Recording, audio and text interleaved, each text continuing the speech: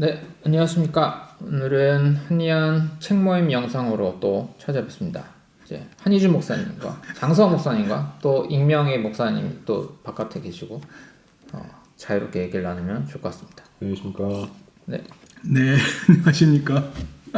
잘 지내셨죠? 네. 오늘은 새로운 책을 준비했는데 여기 책 있어가지고 한번 살짝 옛날 책.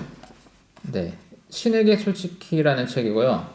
존 로빈슨이라는 이제 영국 성공의 주교였고 유니언 신학교나 뭐 이런 데서도 가르치고 아마 종교 철학 쪽으로 해서 사실 이 사람이 쓴 책이 굉장히 많더라고요. 그 중에 신에게 솔직히라는 책이 이제 예전에 유명했는데 그 서문은 보니까 1962년에 서문을 썼고 책이 이제 60년대에 출판이 됐고 우리나라에는 1990년대에 한글책으로 번역이 된 거죠. 근데 저는 이 책이 좀 최근에 사실 알았어요. 네, 그래서 봤을 때 너무 중요한 내용이 있는 것 같다 해서 엊그저께 이제 공지를 해서 1장, 2장 정도 앞부분만 살짝 살펴보고 온 상태입니다. 그래서 책을 살짝 본 소감 뭐 이런 거 살짝 나눌 거 아니면 제가 먼저 조금 설명을 할까요? 하시는 게 좋을 것 같아요.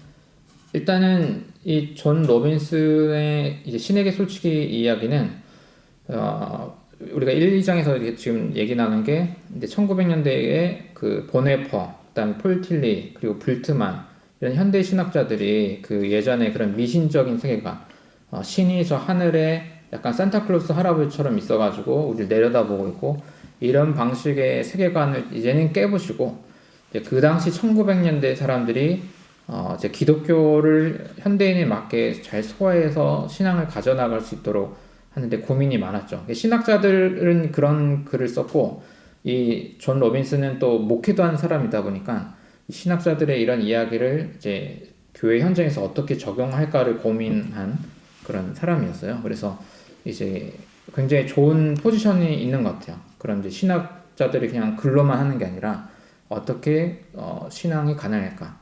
거기에 관한 문제 제기를 한 책입니다. 그래서 우리가 많이 읽진 않았어도 그냥 소감 일단 어땠는지 약간 그런 걸 살짝 나누고 대화할 포인트를 같이 잡아보면 좋을 것 같아요. 그냥 살짝 읽어본 글에 대한 소감, 느낌.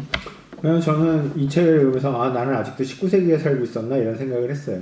나는 21세기에 살고 21세기의 문명을 누리고 21세기의 세계에 살면서도 나의 신앙이라는 것은 여전히 바꾸고 싶지 않아 했구나. 그리고 뭐가 왜 그랬지 이런 생각을 하면서 나한테 질문했을 때는 두려운 것이 무서운 건가 이런 생각이 들었어요. 그러니까 이게 만약에 내가 믿고 있는 신앙의 이 책에서 이제 자꾸 그런 얘기를 하는 것도 그런 거겠지만 내가 믿고 있어 왔던 이런 체계들이 그게 이제 무너질 수 있다면 말 그대로 이제 이 표현이 정확한 표현인지 모르겠습니다만 무너질 수 있다면 그동안 내가 믿었던 것은 무엇인가라고 하는 그런 것들의 허망함과 허무함들이 다가올까봐 그런 것들이 내가 여태까지 무서워했기 때문에 아예 다른 것들에 대한 그런 가능성들을 차단하고 살았던 것은 아닌가.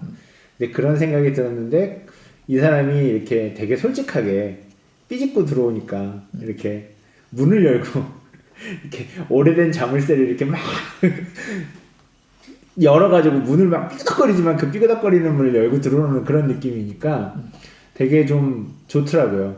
네. 그리고 되게 좀 그리고 또 글을 이 사람이 또 되게 잘 쓰더라고요. 쉽고 즐겁게 읽어도 이렇게 좀 짜증나지 않게 잘 쓰더라고요. 그래서 되게 이렇게 좀 힘들지 않게 이렇게 내가 이렇게 좀 덮어놓고 신경 쓰지 않아 하고 싶어 했던 것들을 자세하게 좀 잘 가르쳐주는 되게 친절한 선생님 같은 그런 느낌이랄까요? 그러면서 새로운 세계에 대해 이런 새로운 세계라는 말이 이 책에서 보면 좀 웃길 수도 있습니다만 새로운 세계에 대해서 이렇게 좀 더 생각해 보게 되고 내가 믿어왔던 방식이 아니더라도 하나님은 여전히 잘 믿을 수 있다라고 하는 그런 생각들이 참 더 좋더라고요. 예, 그래서 보네퍼의 말들도 정말 되게 또 와서 닿고 그리고 또 불트만이라는 사람도 별로 안 좋아했던 사람인데 그 부분을 하나하나 얘기를 해보죠. 그건 천천히. 그러니까 되게 좋더라고요. 그래서 되게 좋았어요. 예, 이 책이 솔직한 책이라서 너무 좋았어요 저는. 목사님들 일단 느낌. 어쨌든 오늘날 신이해가 어떻게 변해야 되는지에 대해 설명을 하고 제안을 하고 그 제안이 본인에게 굉장한 자극을 줬던 세 인물을 통해서 그러니까. 그 글들과 설교들을 통해서 깨달은 바를 또 같이 나누고 소개하고 있는 입장에서는 오늘날 우리는 신이해를 어떻게 해야 되느냐에 대한 굉장히 좋은 제안이고 그러니까. 그리고 사실은 제가 여태까지 조금 알기로는 불투만이라든가 이렇게 우리 함께 얘기했던 신이해를 또 새롭게 넘어서야 되는 제안들을 이미 하고 있는 중인데 우리 성호 목사님 말씀하신 것처럼 우리는 아직도 19세기의 언어에 여전히 매여 있는 경우가 허다하다라는 것도 깨닫게 되는 것 같고요. 네.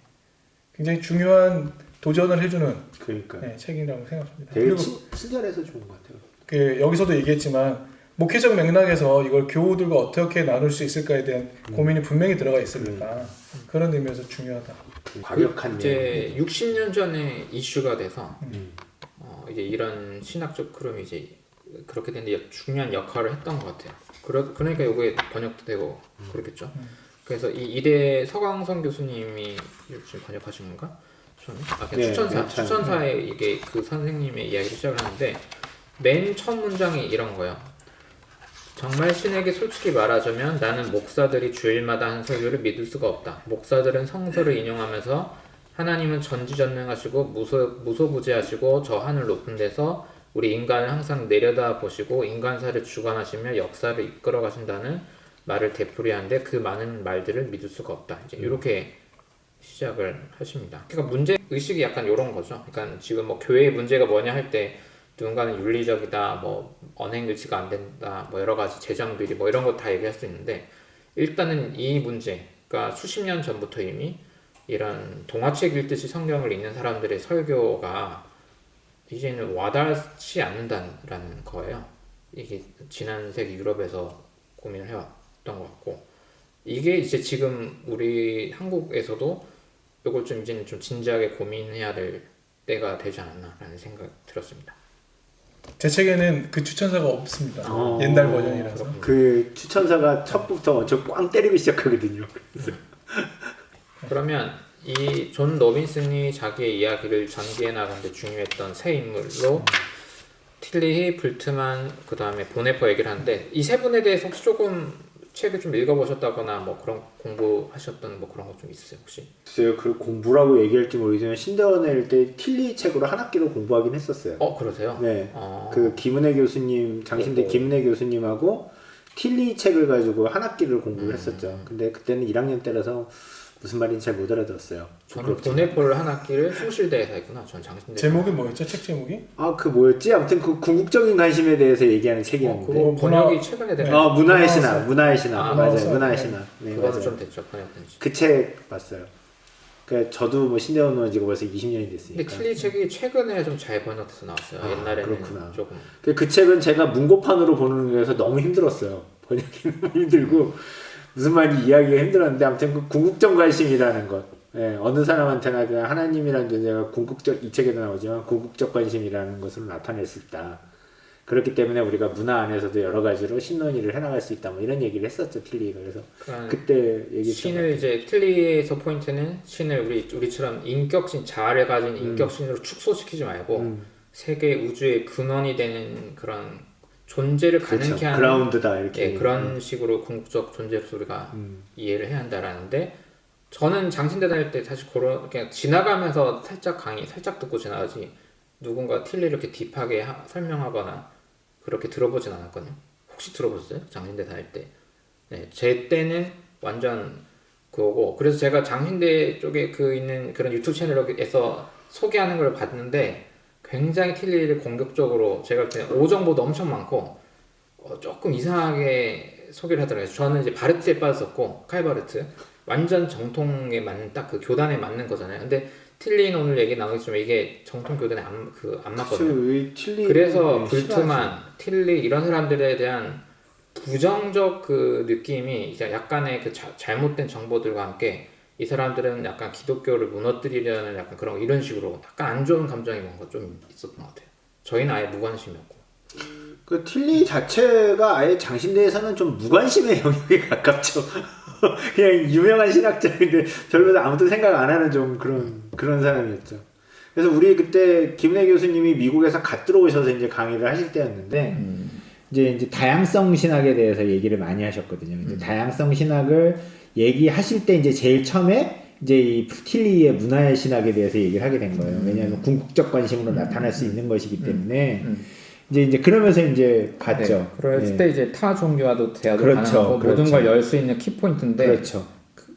저희 때는 다시 없어졌었어요. 그랬구나. 혹시 목사님 때는 그 불트만, 틸리, 그다음에 누구였지? 보네퍼 이렇게 좀 회자 많이 되고 그랬었나요?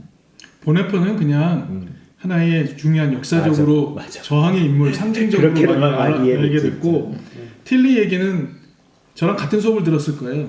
아 진짜요? 왜냐하면 김은혜 교수님 와서 첫 수업이 맞아요. 그 신학이었거든요. 네. 그 수업이었고 불트만은 사실 언급조차 안 하니까. 그렇죠. 언급을 안 하죠. 아예. 네. 그러니까 장신대가 가지고 있는 성서학적 베이스에서 신약학 쪽에서 특별히 그러니까 불트만 이야기를 경원시하거나 그렇죠. 굳이 언급하지 않는 그런 반동분자처럼 보수적인 색채의 성서학이 여전했으니까. 그러니까 우리는 중도라고 교육을 받지만 사실은 어느 정도 우익에 가깝죠. 약간 그쪽에서 세팅이 되는 것 같고, 그러니까 요 존 로빈슨은 이게 이 현대 신학의 출발이라고 할 수 있는 이런 이야기들을 다 가지고 와서 이제 고민을 다시 하는 거죠. 독일에서 나치 시대 때 대부분 교회가 저쪽 넘어가 버렸으니까 그게 여기서부터 이 문제를 다시 고민해서 넘어가야만 이제 현대 사회에서 종교의 의미를 다 찾을 수 있는 거고 이제 거기서 시작을 하는 건데 우리는 조금 그런 게 약했던 것 같긴 해요. 불트만은 저도 이번에 이제 책이 번역이 잘 나온다고 하더라고요. 더수 다시 살펴보려고 하거든요. 저는 여기서 이 불트만이 한 얘기를 읽어봤을 때 물론 저는 불트만 책을 하나도 읽어본 게 없어요. 부끄럽지만 진짜로 이름만 알아요. 불트만이라는 번역이 너무 한자가 많았어요. 그래서 저는 진짜 불트만이라는 사람은 비신화라고 하며 불트만이라는 이름만 아는 사람인데 근데 여기서 나온 불트만의 이야기를 들어보면서 이 사람 멋진데? 이런 생각이 좀 들었어요. 정말 용감하구나 이 사람 이런 생각이 들었어요. 그리고 정말로 이게 신화일 수 있지만 그 신화이지만 그 신화에 정말로 궁극적인 진리를 담을 수 있다라고 하고 그렇게 용기 있게 말할 수 있다라는 것 자체가 저는 정말 이 사람 너무 멋지다 이런 생각이 들었어요. 불트만이 한 걸부터 시작하면 그러니까 신화라는 양식으로 이제 이야기를 하는 게 당연한 거고 근데 이제 그냥 그 하나의 신화를 말하려고 하는 게 아니라 그런 이야기들 통해서 뭔가 신앙적인 진리를 말하는 거거든요. 그러니까 7일 창조부터 뭐 여리고성 정복부터 뭐 7바퀴 돌았으니까 무너뜨려 이거를 이제 팩트로서 설명하는 게 목적이 아니라 이 서사와 이야기들을 신화라는 폼을 가지고 말하지만 이 안에서 어떤 신의 모습을 말하려고 하는 이제 그러니까 불트만 시대의 이제 성서적인 해석은 이미 몇십 년 지나서 업데이트가 많이 됐을 거예요. 그렇죠. 지금은 그러니까 많이 됐겠죠. 그거랑 거 성경 구절 하나 해석을 중요하게 보자는 게 아니고 이게 현대인으로서 그냥 이 고대의 신앙 고백을 어떻게 봐야 하냐 할 때 포인트를 이렇게 잡는 건 그냥 교양이라는 거야.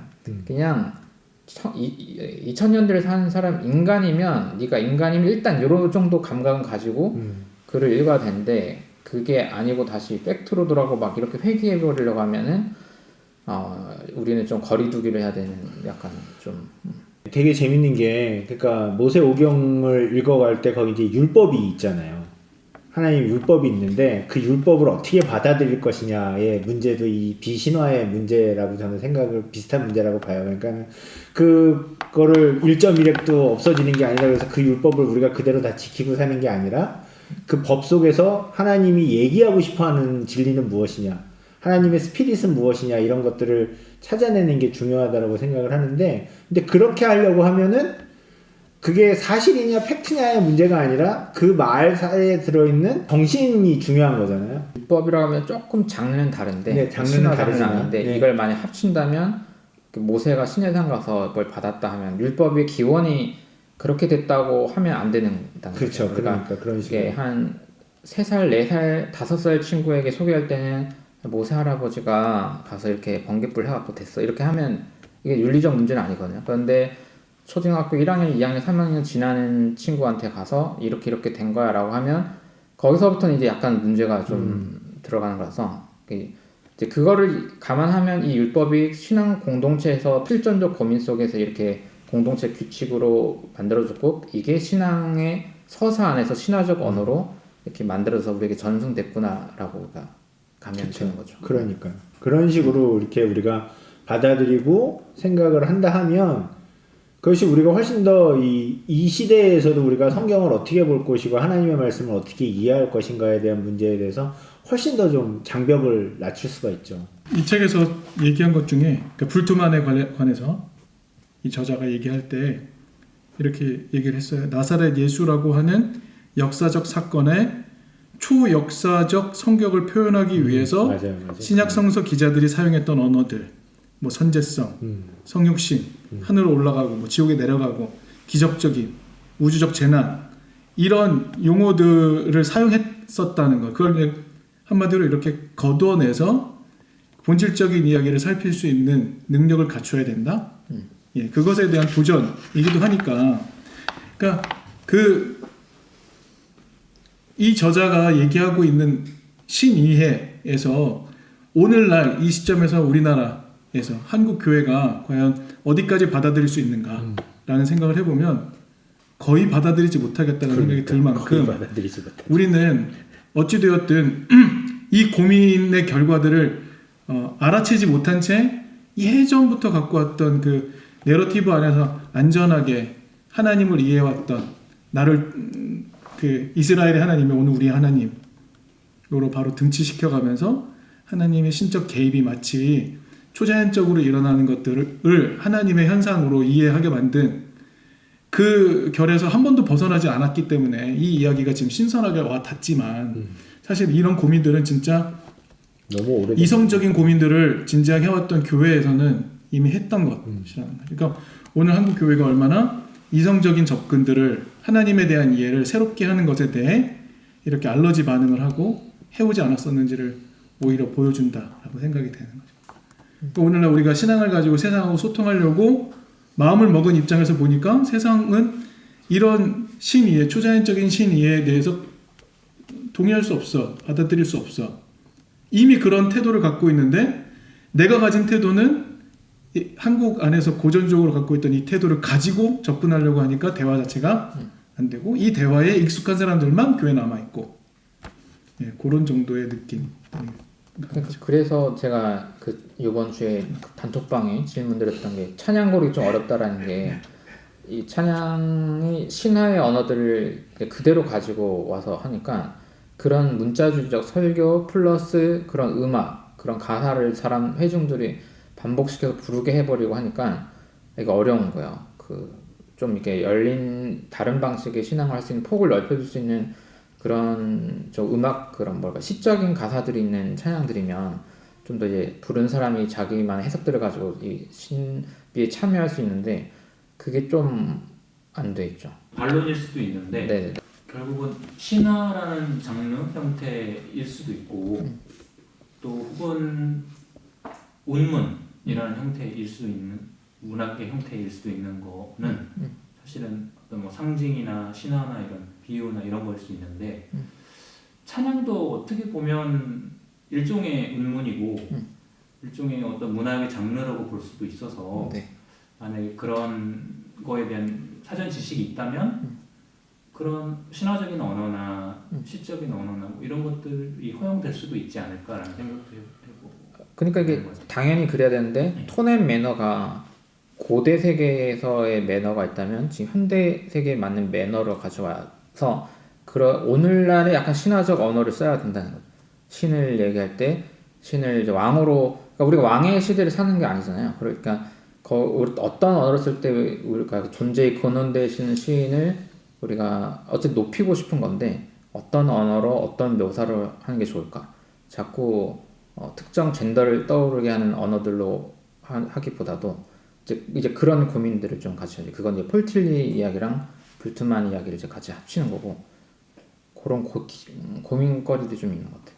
이 문제의 질문에 대답을 하면서 우리가 해야 되는 것은 그야말로 다양성을 인정하는 것이 맞다라고 하는 게 중요한 거죠. 근데 이거를 이렇게 이 사람들이 폴 틸리나 이 책에서 말하는 것처럼 폴 틸리나 불트만이나 보네퍼가 하는 말들을 인정하지 않고 그저 그대로 가버리면 옛날에 그대로 가져버리면은 다르게 생각하고 다르게 받아들이고 싶은 사람들은 가능성이 없어진다는 얘기를 하는 거죠.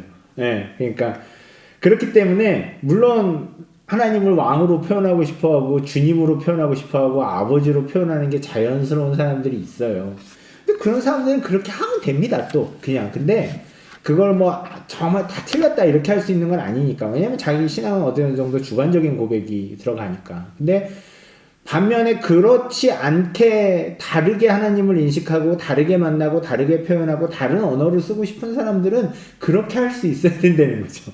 다양성 전에 뭐랄까요, 현대에서 이렇게 직업 노동으로 교회에 뭐 일을 하는 사람의 매너가 어떻게 될까를 이제 고민해야 되는 것 같아요. 그러니까 좀 더. 예를 들어 폴틸리 이야기를 중요하게 생각한다면 나는 뭐 신을 인격신으로 생각해 당연히 그렇게 해도 되고 그렇게 설교도 하고 할 수 있는데 그렇게 했을 때의 부작용이 이 수천 년 기독교 역사에서 어떻게 작용되는지를 알면 이게 내가 전문성을 가지고 이걸 성경 해설을 가르치고 한다고 할 때 가능하면은 그렇게 해도 되긴 하지만 가능하면 그 부작용이 적을 수 있는 다른 방식으로 내가 신이해를 전문가로서 유도를 좀 해줘야 될 것 같아요. 전문가라면 그리고 신을 부르는 호칭도 가능하다면 지금의 인권 이식에 맞게 좀 그런 고려될 거를 해주는 거를 그러니까 이걸 먼저 고민하는 사람들이 전문가 집단인 거잖아요. 교회 리더십이고. 그러니까. 근데 그걸 한 다음에 그게 먼저 백그라운드가 되면 아니 그래도 이제 이렇게 좋다면서 뭐 그렇게 그 말이 맞네요. 네. 목사님이 전문가 집단이라고 말씀하셨으니까 생각이 드는 건 틸리가 되었든 보네포가 되었든 불트만이 되었든 자기가 고민한 신학적인 이 이야기들을 꺼낼 수 있는 필드가 있고 그것을 논할 수 있는 공론장이 있고 받아들일 수도 있고 아닐 수도 있지만 어쨌든 이 이야기를 꺼내서 함께 나눌 수 있는 토대가 있다는 건 매우 중요한 것 같아요. 어쨌든 우리가 배운 신학교 안에서는 이런 논의조차 꺼낼 수 없을 만큼 그렇죠. 단단하게 옥죄고 있는 신앙적 태도들이 있으니까 신학적 태도가 아니라 신앙적 태도가 있으니까 맞아요. 그러니까 말씀하신 것처럼 전문가로서 이런 정도의 신이해를 제공을 하고 이게 공론화되고 토론화되고 함께 고민하면서 우리는 이런 신앙의 길을 가보자라고 선택할 수 있는 여지조차 우리는 준비되어 있지 않다는 준비되어 거. 있지 않죠.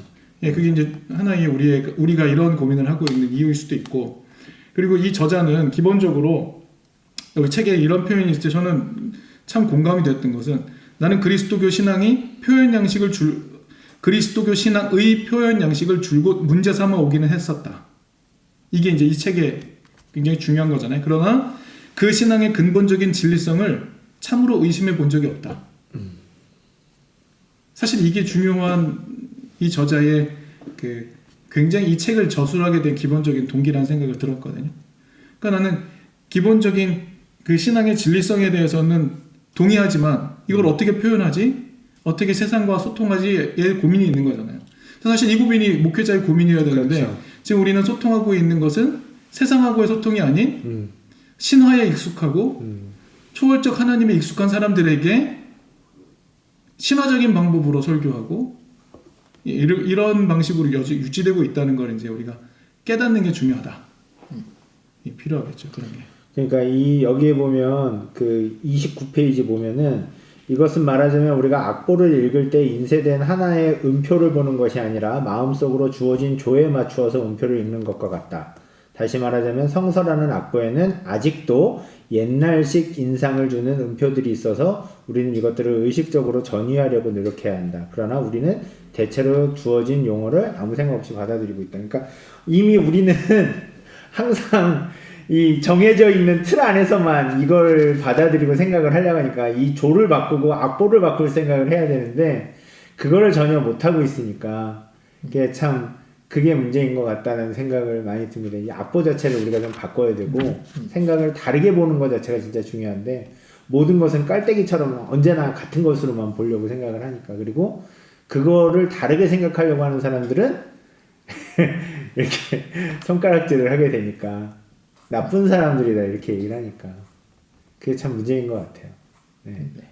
보네퍼를 잘 모르는 분도 있을 수 있어서 어쨌든 히틀러 시대 때 루터계 목사로서 끝까지 이제 저항하는 그런 신학자로 하고 어쨌든 요 책에서 얘기한 게 어쨌든 종교 없는 기독교 이런 이야기를 해서 세속화 신학이라는 것이 시작될 수 있는 하나의 그 문제 제기를 시작한 사람이거든요.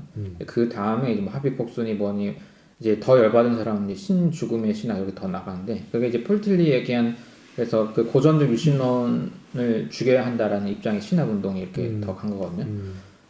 그래서 보네포가 얘기하는 종교 없는 기독교에서 종교는 이제 신을 약간 인형이나 자판기처럼 만들어서 자기가 원하는 걸 하려고 이용하는 그래서 값싼 기독교라는 언어를 썼는데 이제 거기를 넘어가 한다는 얘기를 하다가 이제 마지막 삶을 이제 그렇게 끝내게 됐다 그런 거죠.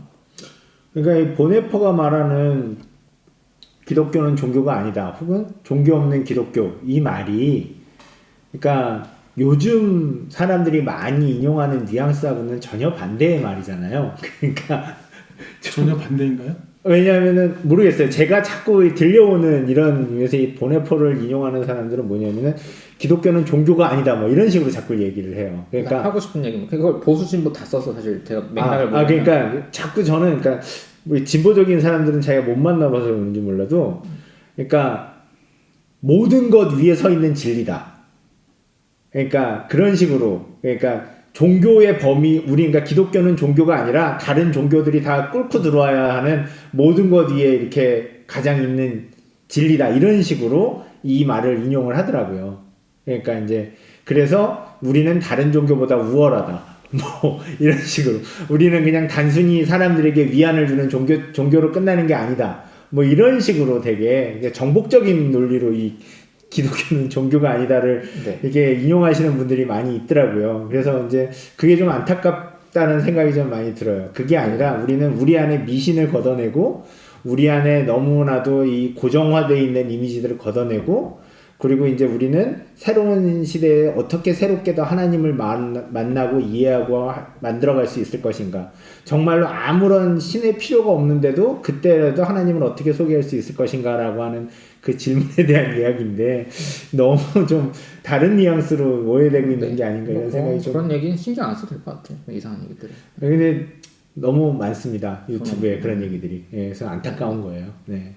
그리고 그렇게 얘기하는 사람들의 이야기가 일반 성도님들한테는 더 귀에 많이 꽂히기 때문에 그게 참 안타깝다는 생각이 왜냐하면 그런 이야기가 그냥 직관적으로 들리니까. 그러니까 직관적으로 들리니까. 보여지는 텍스트를 가지고 잘 설명을 해준다라고 받아들이니까요.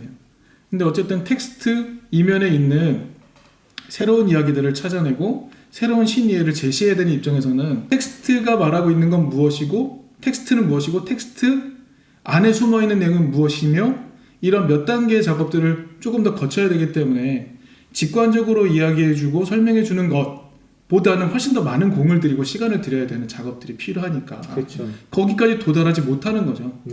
그리고 내 모든 서비스가 직관적으로 접할 수 있는 텍스트를 설명해주는 것에 집중되어 있는 목회자라면 깊이 있는 신학적 이해까지 갈 필요 없죠. 결국에는 사실 이런 이해를 해야만 아직 기독교 신앙에 대해 많은 좋은 소개를 받지 못한 사람들에게 신이해를 어떻게 할 것이며 기독교를 어떻게 이야기할 것이며 그런데 목말라 할 수도 있고 아닐 수도 있지만 그런 현대인들한테 소개할 수 있는 훈련이 되어야 되는데 지금의 교회 목회자로서의 현실은 가장 앞단계의 일에 몰두하게 되는 이런 현상도 있다는 걸 생각해 봐야 될 필요도 있을 것 같아요. 보네포가 한 얘기는 종교 없는 기독교라면 일상에서 사랑의 실천이나 정치적 실천이나 그런 곳에서 신성의 현현이 있는 거고 그걸 막 종교 예배형에 여기 가둬놓고 막 이런 식으로 하지 말고 또 신을 그런 식으로 조종하지 말고 그런 기독교로 가자 해서 세속화라는 화두를 남은 기독교인데 던져주고 이렇게 삶을 마감하셨기 때문에 근데 이제 진보 기독교에서 쓸 때 저희가 아쉬운 건 뭐냐면 그러다 보니 어떤 리추얼이나 이게 재구성된 기독교의 그런 거에 너무 좀 하등시해 한다거나 이게 다 없애버리다 보니까 그야말로 교회 자체가 이제 사라진 느낌도 좀 있어서 저처럼 중간에서 교회 노동을 하려는 입장에서는 조금 아쉽긴 해요. 컨텐츠가 없다 보니까 보네퍼의 정신을 가지고 가되 이제 어쨌든 다시 종교 없는 기독교지만 다시 종교로 돌아가기도 한다고 저는 생각하거든요. 그때 이제 저는 이제 고민거리가 있는 거죠. 이제 보네퍼 이후의 논의들이고 기본적으로는 보네퍼든 불트만이든 틀리든 책 내용을 좀 소개를 하면 좋을 것 같아요. 그 본인이 좀 읽고 소화를 해서 소개를 하든 아니면 책 내용을 그대로 소화를 하든 컨텐츠들이 그런 컨텐츠는 별로 없어서 저는 약간 그 틸리의 말이 참 훌륭하고 좋은 말이긴 한데 그러니까 이제 이거를 그러니까 만약에 진짜로 이거를 사람들한테 잘 얘기를 하려면 신은 우리에게 있어서 궁극적인 실제로 존재한다. 우리의 궁극적인 관심으로 존재한다. 그래서 당신이 무엇인가에 정말 진심이 될 수 있다면 당신은 신을 만나고 있는 것이다. 이렇게 얘기를 할 수 있다면 그런 이야기들을 우리가 어떻게 이게 장벽이긴 한데 그 깊이라는 것을 가지고 어떻게 우리가 그 하나님을 소개하고 한 신앙이라는 걸 가지고 갈 수 있는가라는 얘기를 도전한다라는 건 참 어려운 일인 것 같긴 해요. 근데 어려운 일인데 그게 더 쉬울 수도 있어요.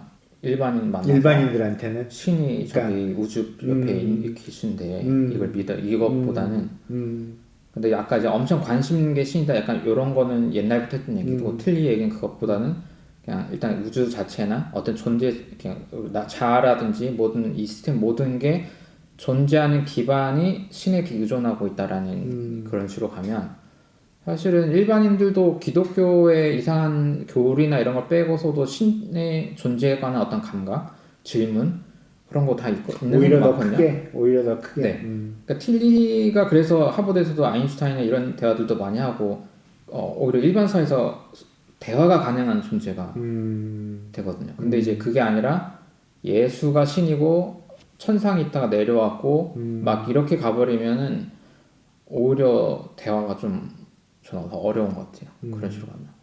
그러니까 오히려 이런 보수적인 기독교의 분위기보다는 오히려 더 오픈 월드로 나갔을 때 틸리의 말이 훨씬 더 사람들과는 대화가 될 수 있고 이해하기가 쉽고 보수 기독교는 무슨 얘기를 해도 지금 어려워서 안 통하는 거고 물론 전략을 그렇게 짜는 그 사람들을 개종시킨다 막 이러면 또 다른 전략이 필요한데 그냥 일반사에서 그러니까 우리가 다른 직장을 나가서 비종교인들과 모였을 때 우리가 신 존재를 어떻게 생각할 때 내 소개를 한다고 하면 이런 틸리적으로 가면은 미친 사람 취급은 적어도 안 받는다. 그 톤앤 매너를 지키는 데 있어서 틸리가 아주 좋은 방법이 될 수 있다 이렇게 말씀을 하시는 거잖아요. 그래서 내용도 저는 동의가 그러니까. 되고 뭐 매너뿐만 아니라 왜냐면 과학자들도 그런 생각 우주 연구하는 사람들이 그런 생각 많이 하거든. 도대체 우리가 만든 건 아니고 왜 이렇게 큰 우주에 뭐가 있는 건가? 라는 질문을 한 번씩 하게 되는데 이런 신성 모든 세계를 떠받치는 신성으로서의 신 하면은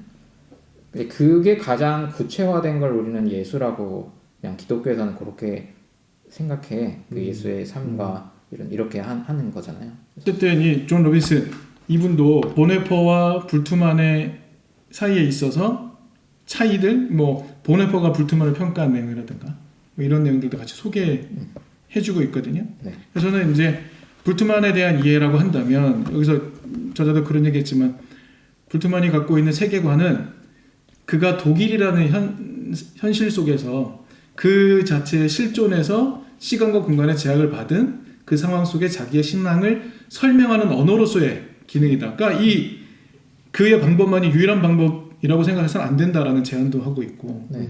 맞아요. 예. 그리고 보네퍼는 불트만에 대해서 그가 덜 진보적이다라는 표현을 했다는 텍스트들도 저는 처음 발견했으면서 그러니까 그런 우리가 이제 언급하고 있는 존 로빈슨이 영향받은 세 신학자 중에 이 둘의 사이의 어떤 이야기들도 살펴보면서 그러니까 우리가 신 이해를 어떻게 해야 되는가에 대한 굉장히 좋은 가이드들을 받을 수 있다라는 건 동의. 그럼 우리는 오늘날 이 상황에서 우리는 우리가 하나님이라고 표현하는 신 이해를 어떻게 가져갈 수 있을 것인가에 대한 우리는 초급 가이드를 사실은 받을 수 있겠다 생각이 드는 거죠. 방금 말씀하신 것 중에 불트만이 덜 진보적일 수 있다라는 표현은 그러니까 더 진보적인 사람의 스탠스는 어떤 거를 말하는 걸까요? 보네퍼가 이런 얘기를 감옥에서 썼대요. 그 불트만의 대한 나의 생각은 현재로서는 다음과 같은 것이라 할 수 있다. 즉 그는 많은 사람이 생각하고 있는 것처럼 지나치게 진보적이 아니다. 오히려 덜 진보적인 것이다. 기적이나 승천 같은 신화적 개념에만 아니라 모든 종교적 개념들 자체에 문제가 있는 것이다. 불투만도 말하는 바와 같이 우리는 신과 기적을 분리할 수는 없지만 둘 다 비종교적으로 해석하고 선포한 것이 가능하지 않으면 안 된다. 요렇게 요 코멘트만 실었어요. 그러니까 그러면 우리가 그러니까 예상할 수 있는 더 진보적인 스탠스의 주장들이나 연구들은 뭘까요? 보네포 얘기 따지면 아마 교회론 차이일 것 같아요. 그러니까 보네포는 따로 이런 가치관을 공동생활하고 교회란 의례와 이런 걸 벗어난 데서의 실질적 신앙이 그렇게 작동돼야 한다는 걸 밀고 가다가 끝난 경우인데 불트만이처럼 자유롭게 해석을 해도 이 상승학서에서 교회가 중요하고 교회 기능이 작동된다라고 하면 보네포 입장에서는 또다시 옛날로 회귀하자는 얘기인가? 이제 이런 퀘이션 마크를 할 수 있어서 이제 우리는 이 중간에서 근데 고민을 좀 해야죠. 그러니까 극단적으로 보네포 쭉 밀고 가면 그야말로 종교 일단 기관을 다 없애버리면 되긴 하는데 그거가 정말 보네포가 말하는 종교 없는 기독교를 현실화하는 데 도움이 되냐 하면 이제 우리는 한 100년쯤 지난 상태니까 그것도 조금 약하다라는 고민을 다시 하기 때문에 여기서 우리 왔다 갔다 해야 되는 것 같아요. 저는 우리 현실에 여전히 존재하고 있는 교회라는 공동체를 어떻게 좋은 신앙의 모습으로 계속 이끌어갈 수 있을까? 함께 동반할 수 있을까? 이게 고민이라면, 그러니까 교회론적 차원의 고민이라면 우리가 어떤 이야기까지 해줄 수 있을까? 이 정도의 고민들도 생길 것 같아요. 근데 그게 아니라 단순히 교회 공동체에 대한 고민이 아니라 기독 신앙을 변증하고 신의에 대한 어떤 세상과의 소통에 좀 더 관심이라면 더 많은 얘기, 더 그 이성과도 함께 소통이 가능하면서 어떤 우리가 오늘 여기는 언급하지 않지만 신비적인 부분에 있어서의 영역은 언급하지 않거든요. 그러니까 그런 얘기까지도 꺼낼 수 있으려면 요 교회를 유지하려고 하는 태도보다는 조금 더 달라야 되지 않을까 방향이 이런 생각이 드는 거죠. 근데 어쨌든 간에 교회라는 커뮤니티 안에 모여있는 사람들과 우리는 신의를 이렇게 가져가 보자 하려면 지금은 굉장히 급선회를 해야 되는 상황이라고 생각이 들거든요. 지금 한국교회 대부분이 나가고 있는 방향에서 급선회를 한 번쯤 해야 이렇게 진폭이 이렇게 크게 한번 전환돼야 어느 평균점에 수렴할 수 있을 거라는 생각이 들 만큼 사실은 굉장한 변화처럼 여겨지는 거죠. 그러나 이 책에 언급했던 사람들과 이 저자도 아니다 우리는 일로 가야 된다라고 제시를 하고 있는 거예요. 방향은 이렇게 방향타가 이렇다.